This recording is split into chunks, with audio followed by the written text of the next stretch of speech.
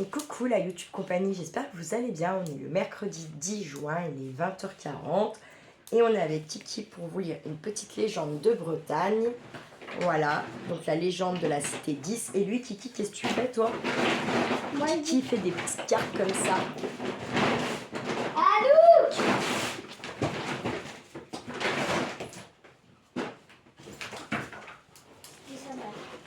Ça, c'était sa balle.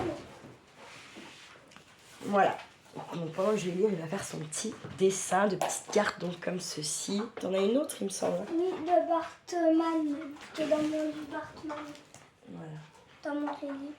Tac, et la petite carte. Attends, ouvre la page parce que je veux pas la perdre parce que j'avais Je la tiens là. Comme ça, tu montres ta carte et après on attaque la lecture.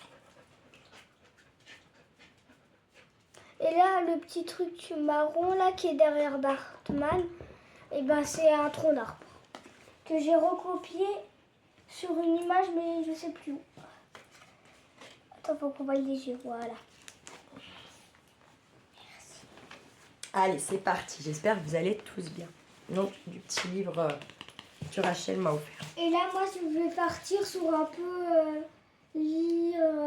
peu extraterrestre avec mes autocollants et je vais en même temps dessiner. Allez ouvrir, s'il te plaît. Ouais. Alors, la légende de la cité 10. Yann. Dans la nuit des temps passés, les pierres étaient encore jeunes. Il y avait un roi du nom de Grodelon.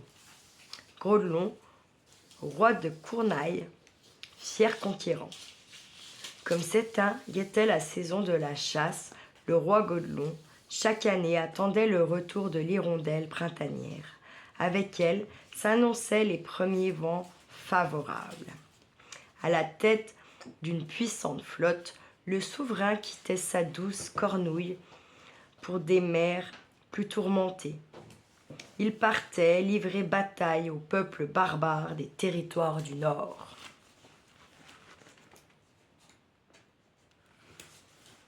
C'est un bateau viking, dans la Breton du coup.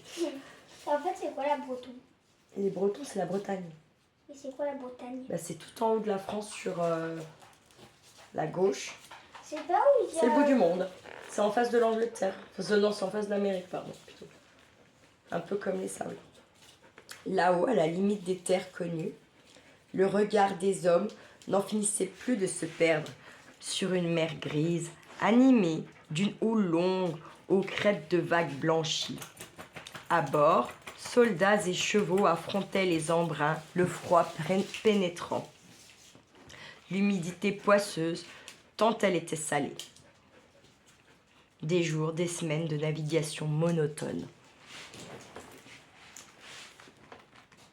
Les seuls signes de vie restaient les voiles amis, de loin en loin. J'arrive, On les voyait disparaître, de derrière les lames grondantes. Pardon? J'arrive, je cherche un truc dans ma chambre. Je vais vous remonter un peu parce que moi je suis pas bien installée. De toute façon, je ne pas ce qu'on prend. Je ne lis pas pour lui, je lis pour vous dire. Pour moi aussi, bien sûr. Allez. Les premières nappes de brouillard signifiaient la fin prochaine du voyage. Les Vidji, au regard d'aigle, se figeaient en haut des mâts. Il fallait redoubler de prudence. Le soir, on devait souffler les lanternes de pont. Parler bas, dans la brume épaisse. Ne pas trahir sa présence. L'ennemi n'était jamais bien loin. Souvent, il surgissait silencieux, dans le brouillard diaphane. Drakkar, fantomatique, à la féroce figure de proue. Tête de dragon grimaçant, auréolé de son unique voile carré. Et les bouquins et les cornes de rompre le silence assourdissant de la mer. D'un bord à l'autre, les équipages s'épiaient, jugeaient la force adverse. On pouvait distinguer le regard déterminé de l'ennemi farouche. Soudain, dans l'air froid, sifflaient des nuées de flèches. Aux flèches succédaient les grappins. Le son mât, les crochets, mordant la bordée des navires. Les hurlements féroces avant le chant clair des lames d'acier, prédule à la clameur d'acharnés combats, et le roi Grodelon, de sa voix forte, encourageant ses troupes dans un engagement sans merci. Boucliers fracassés, aumes fendus, coups de lance, coups de hache, les épées frappant de la pointe et des stocks. Ah non. Ça, c'est des craies grasses. Hein. Oui, je sais. Je n'en sais rien pour ça que je... C'est ceux-là que Qu'est-ce qu'il y a? maman m'avait donné. Je me rappelle pas que c'était... Je t'avais donné, dis donc. Bah sinon, ce sera pas dans ma chambre. Ah. Et toujours, Grodelot sortait vainqueur et conquérant de terres nouvelles. Et toujours il rentrait au pays de Cornaille, les coffres chargés d'or. Au fil des années, les trophées s'accumulaient. Belles parures, bijoux et vases précieux, statuettes d'ivoire. Ces richesses devinrent d'une telle abondance que le désir de nouvelles compagnes se fit moins fort dans l'esprit des vaillants guerriers d'autrefois. Durant les longs voyages en mer, on chuchotait sur les navires du roi Grodelon. Le temps de profiter était venu. Pourquoi continuer de défier le destin, jusqu'alors si favorable, au risque de perdre sa vie? Il faut faire comme ça, maman. Il faut aller... Parce qu'après, ça sèche et... Tu vois, faut te méfier. Faut aller très vite, en fait. Dès que t'en poses un peu, faut tout de suite... si tu veux étaler, faut tout de suite étaler. Non, ça va encore. C'est ainsi qu'au matin, un matin à l'aube d'un énième jour, qu'ils agissaient un château fortifié situé au plus haut d'une falaise, l'ensemble des marins, les combattants et capitaines se rebellèrent, refusant de poursuivre l'assaut. Tous étaient fatigués de ces contrées glacées aussi meurtrières que la résistance obstinée des assiégés. Chacun souhaitait rejoindre sa douce Cornaille, son foyer, sa famille. Le roi Grodelon ne put les convaincre de rester. Ne vivant que pour l'exaltation des batailles et des conquêtes, il se retrouva seul au pied de la falaise, noire, et de ce château dont il ne voulait accepter qu'il reste invaincu. Une neige fine et glacée volait en bourrasque, plus perçante encore que n'avaient été les traits de l'adversaire. Grodelon rejoint sa tante. Il était bien triste, il venait de connaître sa première défaite, vaincu par ses propres compagnons. Le jour lui-même venait de céder à la nuit. Grodelon s'égarait en de sombres pensées. Le galop d'un cheval le tira de ses mauvais songes. Il lui vint à l'esprit qu'on venait le chercher, le faire prisonnier, ce roi déchu sans armée. Comme il sortait, prêt à vendre chèrement sa couronne, il se trouvera face à une silhouette découpée sur une lune gibbeuse. La silhouette d'une cavalière, et comme il brandissait un flambeau, il découvrit une jeune femme d'une grande beauté. Les mèches sauvages de sa longue chevelure rousse caressaient un visage d'une rare finesse. Elle portait une cuirasse auréolée de lune mêlée aux reflets de flambeau que tenait le roi envoûté.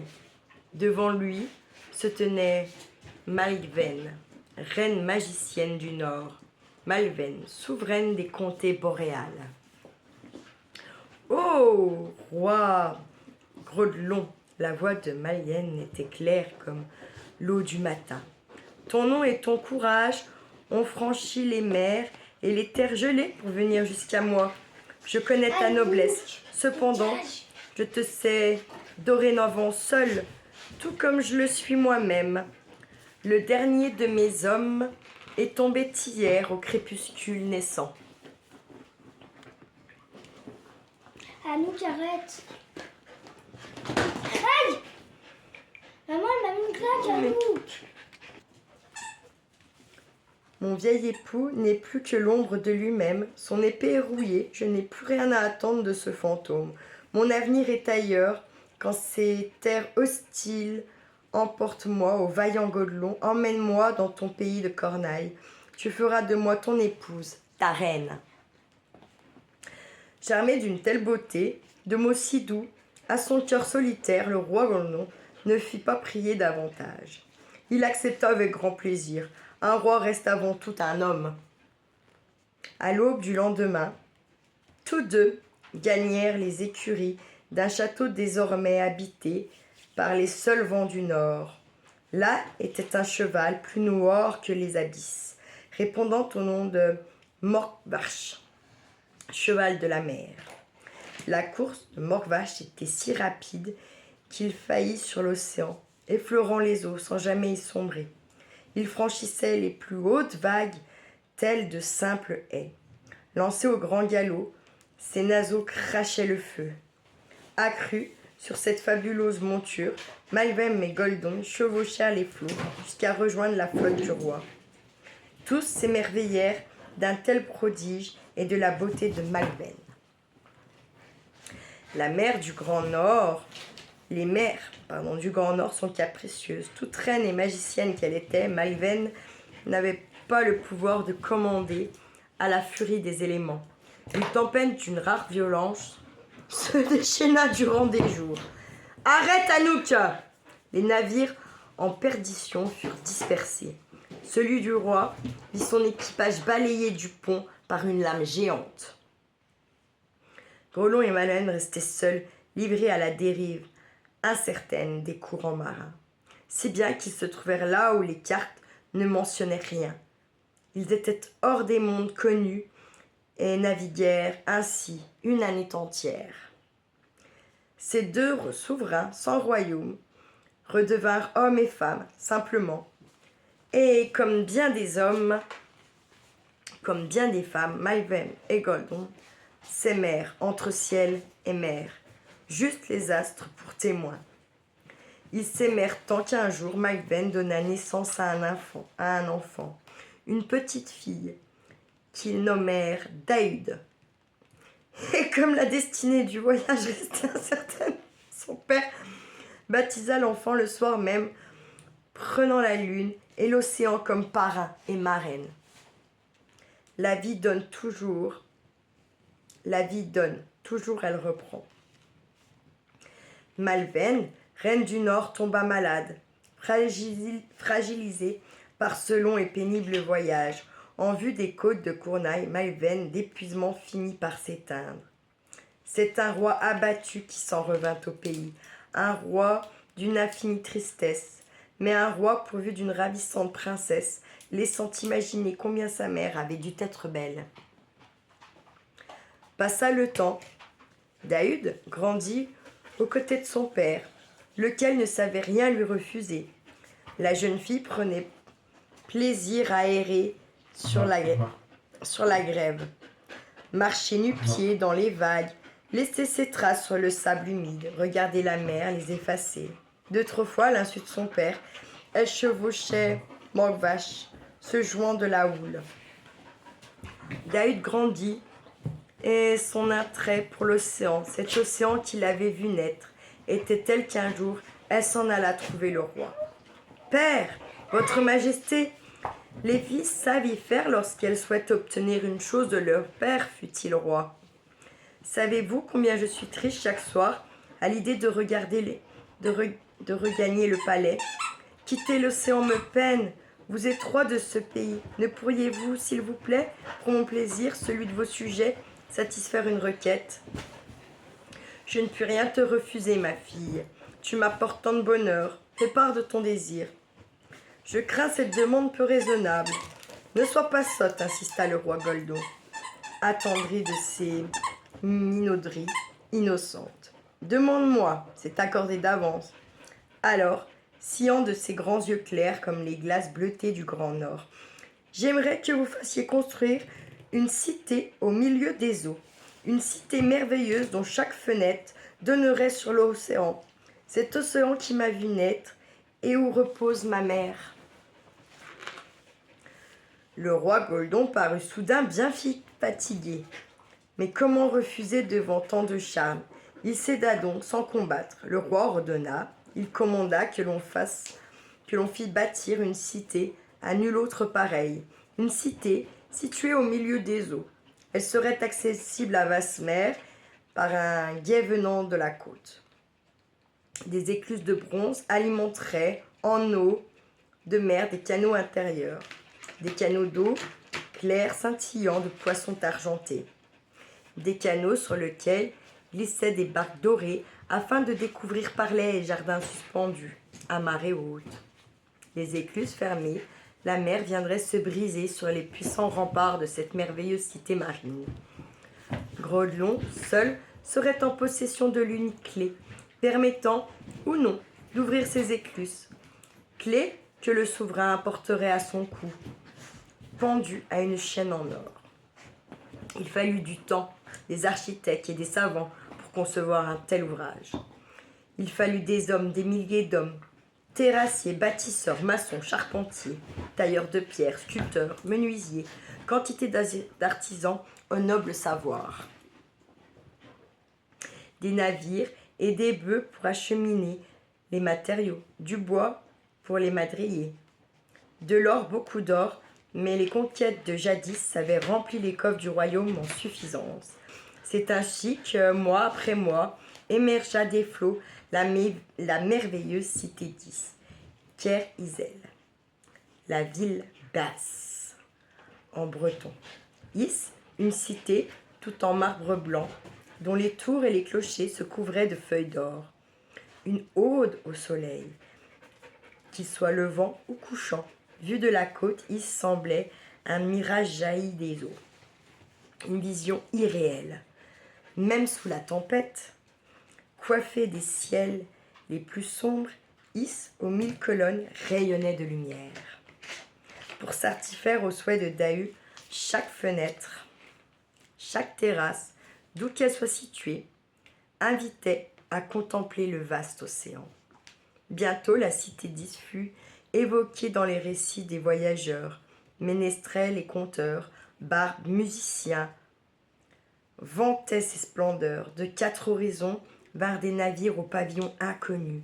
Chacun brûlait de venir flâner le long des canaux, se perdre sur les places, de marcher en quête d'étoffes les plus rares, se délecter du cidre ambré, produit des vergers de la cité. On dansait, clamait des poèmes à l'angle des rues. Chaque soir, Dahu donnait de grands festins avec danseurs, jongleurs et comédiens. Les musiques joyeuses résonnaient jusqu'au cœur de la nuit. Le roi Godelon regardait cela avec une indulgence toute paternelle. Cependant, peu à peu, la cité d'Is bascula dans l'excès. Les valeurs nobles étaient négligées au profit de l'enrichissement, des fêtes légères et l'oisiveté. Goldon, tout occupé aux affaires du royaume, s'en inquiéta, mais trop tard. Il est dit que Dahu, en quête d'un futur époux, recevait chaque soir un prétendant différent. Il est dit qu'afin de ne pas céder à la beauté facile de visage trop charmeur, l'élu devait porter un masque noir. Mais il se dit aussi que chaque matin, au premier chant de l'hirondelle de mer, le lacet du mystérieux masque noir étreignait le cou de l'amant d'une nuit. Durant son sommeil, le cordon magique se resserrait doucement, lentement, inexorablement, jusqu'à étouffer l'infortuné. Et ainsi, nuit après nuit, de jeunes hommes passaient de vie à trépas. Penarbed, le bout de la terre, la baie des trépassés. Pas très marrant du coup. C'est là-bas, au bord de ces falaises abruptes, qu'ont vu mourir les histoires du monde. C'est là-bas, au large de cette baie, qu'une barque noire jetait à la mer le corps des amants déchus. Leur âme y rôde encore. Attendez, je prends une part de ma vidéo. Puis il y eut cet élégant voyageur. On le vit venir de la terre au loin sur son cheval noir de jaisse. Il empruntait le guet juste avant que celui-ci ne soit recouvert par les flots. Son manteau claquait au vent du crépuscule. On présentait une forte tempête et de lourds nuages couraient dans le ciel à la rencontre de la nuit. Le visiteur fut accueilli avec la noblesse, semblant convenir à son rang. Comme des épaules de celui-ci tombait son long manteau, il révéla aux vues de chacun un vêtement aux riches étoffes rouge rubis. De même étaient ses bas et poulaines pointues. Un chapeau de cuir, coordonné à l'ensemble, orné d'une longue plume, coiffait un visage aux traits fins et anguleux. Délicates moustaches, taches, torsadées, barbiches effilées, venaient achever l'élégant portrait. Sur son cheval, en travers de la selle, était une belle malle d'osier. Elle fut posée à terre avec beaucoup de précaution, sur les recommandations de son propriétaire. Alors ce dernier l'ouvrit. Tous ceux qui se trouvaient là furent surpris d'en voir jaillir 2 nains facétieux vêtus aux couleurs de leur mystérieux maître. Le premier tout de suite joua de la bombarde, le second du biniou. Ce faisant, il sautillait et bondissait un peu partout. Je ne vous ai pas montré juste avant la cité.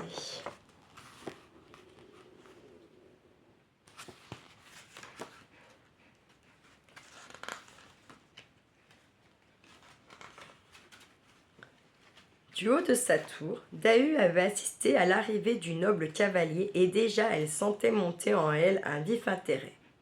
Un repas fut donné en l'honneur de ce charmant homme dont on sentait qu'il devait être important dans son pays. Personne ne s'étonnait du charme qu'il opérait sur les uns, sur les autres, y compris le roi, habituellement peu enclin aux festivités. Pourtant, ce soir-là, Grodelon participait non sans plaisir aux réjouissances du moment. Il faut dire que les 2 nains diablotins dans l'âme, pourvu qui de sa bombarde, qui de son biniou, n'avaient pas leur pareil pour faire diguer l'assemblée. Quant au soi-disant voyageur, il se révélait excellent danseur et Dahu de le suivre comme enchanté, riant à gorge déployée. Un seul homme restait froid à cet étranger pouvoir de séduction, un vieux moine, Gwenolé, conseiller du roi depuis de longues années. Comme se vidaient les sabliers, comme déclinaient les chandelles, l'assemblée, ivre de musique et de vin, sombra dans une douce torpeur, bientôt devenue somnolence. Puis, sommeil réparateur. Seul restait Dahu et cet élégant voyageur. Ils gagnèrent une alcôve, toute couverte de soieries. Dehors, la tempête mugissait. L'océan, dans sa furie sauvage, cognait aux remparts. Au regard que l'étranger lançait par la fenêtre, Dahu s'inquiétait de la force des vagues dont on ressentait le fracas jusqu'au centre du palais. Elle voulut le rassurer, vantant les digues, les hauts murs, les puissantes écluses de bronze verrouillées par cette clé dont seul son père avait la charge. Cette clé, symbole de la cité d'Is. Une cité qui n'existait que parce que Dahu l'avait désirée. Et pourtant, jamais on ne l'avait cru digne de pouvoir la conserver. Tiens donc, fit mine de s'étonner l'élégant. Ton père ne t'a jamais confié la clé? Oh, quel manque de confiance! Ses traits semblaient accablés. Pourtant, un jour prochain, tu deviendras reine. Toi seul succéderas à ton vieux père. Le sourcil relevé, interrogatif, il lui susurra à l'oreille. Tu aimerais l'avoir en main, ne serait-ce qu'un instant, peut-être même passer la chaîne en or autour de ton cou si fin, porté par toi. Cette simple clé deviendrait un merveilleux bijou. Je n'hésiterais pas au désir d'y déposer un baiser. Et il étouffa un rire malin. Regarde, belle Dahu, regarde ton père endormi. N'est-ce pas là le moment choisi pour satisfaire ce désir caché?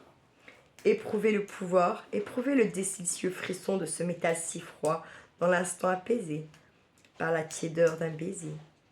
Diable, il savait y faire l'élégant. Alors Dahu céda à la tentation. Comme elle ne se sentait belle et puissante, elle porta enfin la chaîne d'or ornée du plus beau des joyaux, la clé de la cité 10. Et la tempête au dehors avait beau gronder, Dahu se sentait reine et soumettait à sa volonté l'océan. Comme il fut long et doux ce baiser. Les chandelles étaient mortes, les sabliers écoulés depuis longtemps. Dahu à son tour dormait d'un profond sommeil. Sur sa poitrine, la clé se soulevait au rythme régulier de son souffle léger. Alors, doucement, l'effleurant à peine de ses longs doigts fins, Satan s'en empara. Car c'était bien lui le malin, cet ange déchu. Il déroba la clé de Dahu endormi. Le diable, bientôt rejoint par ses deux diablotins, traversa le palais d'un pas, précieux et élégant, un rien nonchalant. Il se comportait en propriétaire de sa propre demeure. Ce n'est là un secret pour personne, où qu'ils aillent chez les hommes, le diable s'y sent comme chez lui. Arrête de faire chier, Anouk, maintenant ça suffit! Dehors, la foudre enflammait le ciel. Des nuées d'eau se déversaient sur la cité.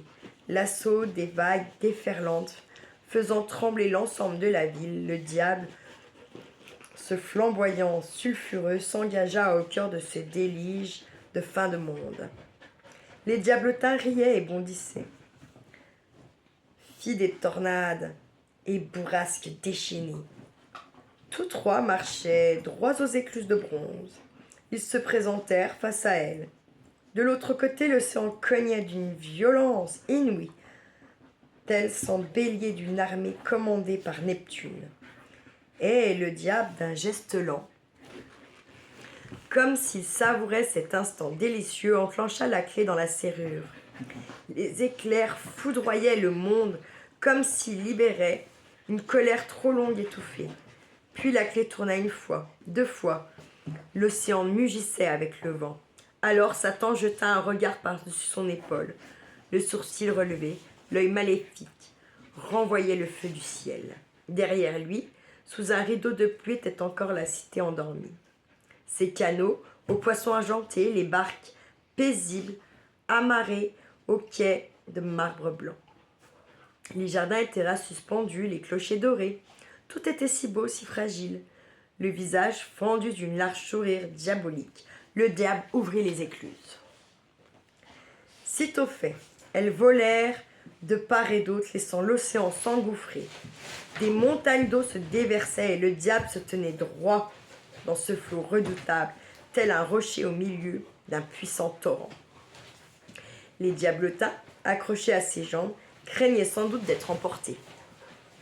Le vieux moine Gridley, tiré de sa méditation nocturne par le tumulte du dehors, se précipita et de sa fenêtre il vit la cité 10, ses ruées bordées de colonnes, ses places aux fontaines délicates, envahies par des torrents d'eau écumantes qui se répandaient, se déversaient à la vitesse des chevaux au galop.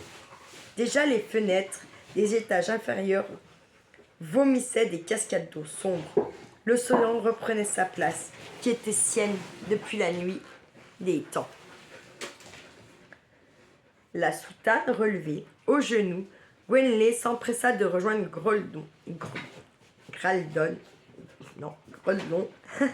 traversant salles et couloirs désertés. Il trouva se dénier aux abois, Dahu en larmes, effondrée à ses pieds. Elle s'agrippait à la tunique de son père, implorant son pardon, tant elle regrettait. Mais l'or n'était plus au remords. Gwenley commanda à Grondon de le suivre sans attendre. Gagner les écuries. Aux écuries était Morvash, le cheval marin. Seul Morvash pouvait les sauver. L'océan affluait encore et toujours, le niveau des eaux montait. Le roi Gondelon hissa Gwenley et Dahu en croupe du cheval impatient. Emportés par les fougueux étalons, ils fuirent la cité damnée. Morvash, noir comme les abysses, filait sur la blanche mer d'Iroise. Morvash au grand galop sur le chemin d'écume. Anthéon, derrière eux, ils percevaient le tumulte de la ville livrée à la fureur dévastatrice de l'océan.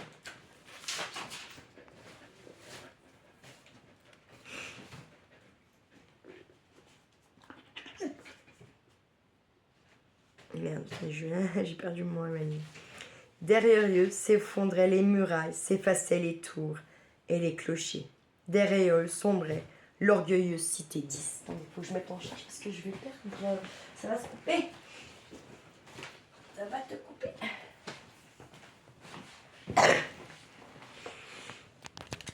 Clac.